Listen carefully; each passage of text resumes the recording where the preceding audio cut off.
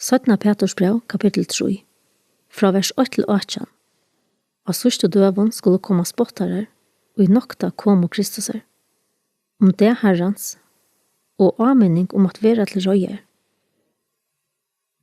Hetta langt til elskave, anna brev I skrivet ikon. Og I bavon har vi avminning vakt røyna hotikere, til at minnast årene og framan undan å tala, av hinnan høyle og profeton, og på herrans og frelsarans, som apostlar tikkare av kundgjørst. Først og fremst skulle dit vite etta, at av sørste døven skulle komme spottarer, som spotta og genka et sin egna liston, og sia, hvert verer av lyftene om komansere.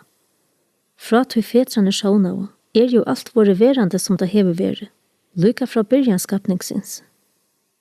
Vi vilja der blinde for Jesu, at fra fyrntartøy var himlar til, og gjør som var våren til av vattne og vi vattne, vi åregods, og vi tøy tjekk høymrene taver under I vattenflåene. Men himlarne og nu og gjøren vera vi samme åregømt, elden. De vera hilden oppe, tiltante henne godløse mennesker skulle være dømt, og genga til grunter. Men hissen øyna måtte ikke være blindfyre til elskave. At øyn dævor herranon som 1000 år, og 1000 år som øyn dævor. Herren ikke søgnfører vi lyften, til at som halta det være søgnfører. Nei, han lengt møyer, fire tikkere skuld. Tøy han vil ikke at nekkar skal fortepast, men at ødel skulle komme til omvending. Men dævor herren skal komme, som tjauver.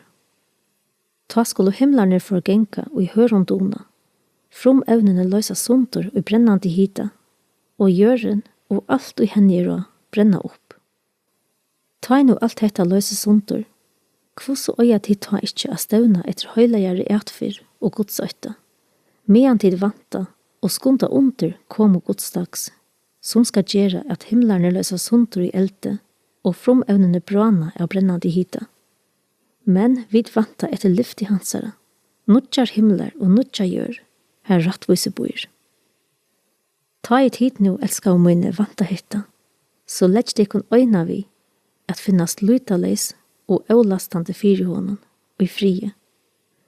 Og rokne lenk med å herre okkara fyri frelso. Hetta det som elska I bror okkara Paulus hever skriva tikkun, etter visdommen I honom given. Ta gjer han òsne I ötlum brøvun søynun, ta I han ut høymon talar om etta.